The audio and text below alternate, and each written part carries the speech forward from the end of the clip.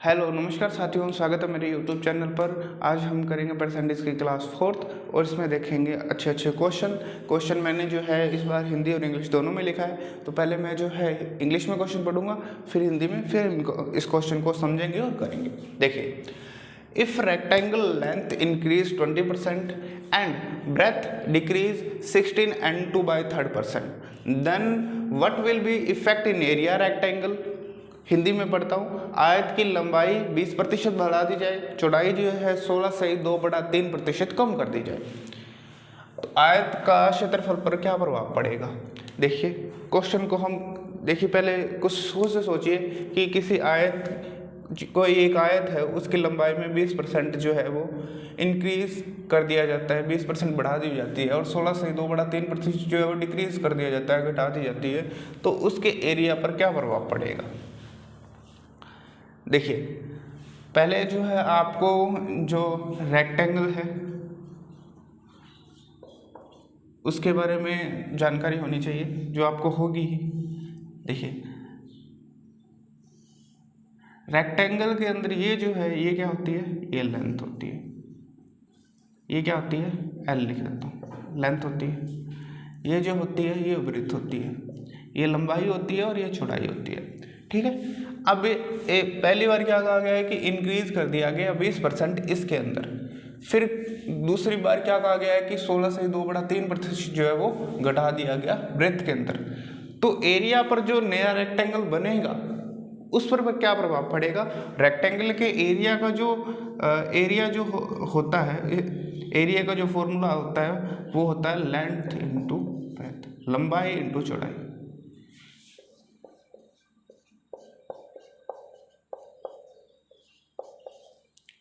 Okay दोस्तों, देखिए इसी तरह से हम क्वेश्चन को लिखते हैं कि जो लेंथ है, जो लंबाई है वो कितनी है, 20% इंक्रीज हो गया, मतलब 1/5 जो है वो इंक्रीज हो गया। और ब्रेथ कितनी है, वो कितनी है, 16 से 2/3% जो है डिक्रीज हुआ है, मतलब 1/6 है। ठीक है, तो पहले जो इंक्रीज हुआ था इसके अंदर इंक्रीज हुई थी 5 से कितनी हो गई, 6 हो गई। ठीक, ये लेंथ थी। इसके बाद में जो ब्रेथ है, जो चौड़ाई है, उसके अंदर कितना परसेंट फर्क पड़ा, 16 से 2/3%, मतलब जो 6 थी वो चौड़ाई कितनी हो गई, 5 हो गई। हाँ या ना, पहले जो लंबाई 5 थी वो इंक्रीज होकर के 6 हो गई, जो चौड़ाई 6 थी वो 5 हो गई। देखिए अब जो लंबाई है और चौड़ाई है इनको मल्टीप्लाई कर देंगे, इन दोनों को, लंबाई और चौड़ाई को मल्टीप्लाई कर देंगे तो अपने पास एरिया आ जाएगा, तो 30 आ गया। हाँ या ना। और दूसरा, इन दोनों को जब मल्टीप्लाई कर देंगे लंबाई और चौड़ाई, तो अपने पास एरिया आ जाएगा।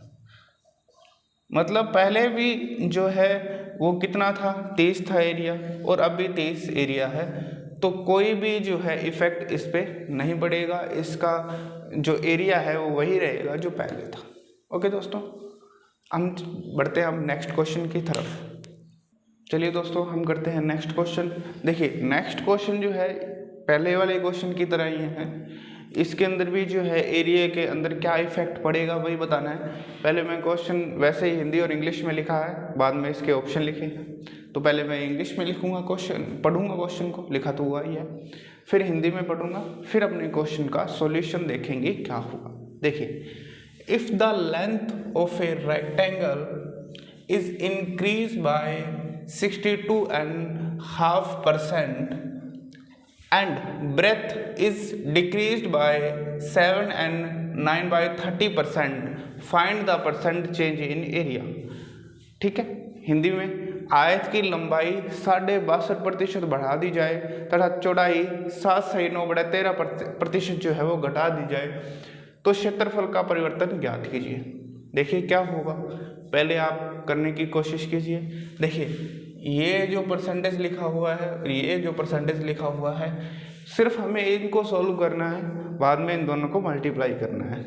ठीक है, तो कोई भी अगर फ्रैक्शन अपने को याद नहीं है या डायरेक्ट जो मैंने लिखवाई थी वैसे नहीं निकल पा रही है, तो हम जो है इस जो मतलब इसको इससे गुना करेंगे यहाँ पर और इसको जोड़ देंगे, तो अपने पास जो है परसेंटेज की फ्रैक्शन आ जाएगी ऐसे, जैसे हम नॉर्मली निकालते हैं। वो सारा तरीका आपको पता होगा। तो देखिए लेंथ लिखा है, पहले लेंथ अपने लिखेंगे। जो लेंथ है वो कितने परसेंट इंक्रीज हो गई, 62.5%। ठीक है। और उसके बाद में जो ब्रेथ है वो कितने परसेंट डिक्रीज हुई है, ये इंक्रीज हुई है। ठीक है, ये जो है वो डिक्रीज हुई है 7/9/13%। ठीक है, तो पहले इस फ्रैक्शन को हम देखते हैं, इस परसेंटेज को देखे होंगे हम कैसे लिख पाएंगे। देखिए मैंने आपको लिखवाया था 12.5% को हम कितना लिख पाएंगे, 1/8। ठीक, और इसको मैंने 3 से गुना किया था, 3 से मल्टीप्लाई करेंगे तो आ जाएगा 37.5%। तो उसे लिख पाएंगे 3/8। देखिए 3 में से 8 घटा देंगे तो कितना बचेगा अपने पास, 62, सही 62.5 मतलब 62.5%। ये अपने लिख पाएंगे 5/8। ठीक है, तो इसका जो है 5 गुना ये होगा, तो इसको 5 से मल्टीप्लाई कर देंगे, डायरेक्ट निकाल पाएंगे। तो मैंने ये फ्रैक्शन आपको बता दी याद रखने के लिए। देखिए लेंथ में कितना परसेंट जो है इंक्रीज किया गया है, तो 62.5%। मतलब पहले कोई चीज़ 8 थी, उसके बाद में कितनी हो गई, 13 हो गई। ठीक है, अब देखिए इसको अपने कैसे निकालेंगे, ये तो मैंने आपको बता दिया। अब देखो 13 को करेंगे 7 से मल्टीप्लाई, 13 7 जा 91, 91 के अंदर जो है वो 9 ऐड कर देंगे, प्लस कर देंगे, तो कितना आ जाएगा 100/30। ये परसेंट हटाएंगे तो बटा के अंदर 100, तो मतलब 1/13 अपने पास से अपने लिख पाएंगे, हाँ या ना। ठीक है, तो 13 7 जा 91, 91 के अंदर कर देंगे 9 प्लस, तो 100 आ जाएगा। तो 1/13 जो है अपने पास ये फ्रैक्शन आ जाएगी इस परसेंट की। तो चौड़ाई में कितने परसेंट डिक्रीज किया गया, तो पहले जो 13 थी बाद में कितनी हो गई, 12। ठीक है, तो ये अपने पास लेंथ है, ये ब्रेथ है। ठीक है, तो देखिए इन दोनों को एरिया का जो फॉर्मूला हो गया होता है लंबाई इंटू चौड़ाई। तो देखिए पहले इसको करेंगे अपने मल्टीप्लाई, फिर इसको करेंगे मल्टीप्लाई, इन दोनों को मल्टीप्लाई करेंगे एरिया आ जाएगा, इन दोनों को मल्टीप्लाई करेंगे एरिया आ जाएगा अपने पास। देखिए इससे पहले जो रेशो में कटता है ना उसे काट दो, 13 से 13 कैंसर, 4 2 जा 8, 4 3 जा 12। ठीक है, तो पहले जो एरिया 2 था अब वो इंक्रीज हो गया, कितना हो गया, 3 हो गया है। तो देखो 2 पे 1 की वृद्धि हुई, 2 पे 1 जो है इंक्रीज हुआ, 2 पे 1 इंक्रीज हुआ, तो 2 लिखेंगे नीचे, जितना इंक्रीज हुआ उसे लिखेंगे ऊपर। ठीक है, तो इसे अपने लिख पाएंगे 50%।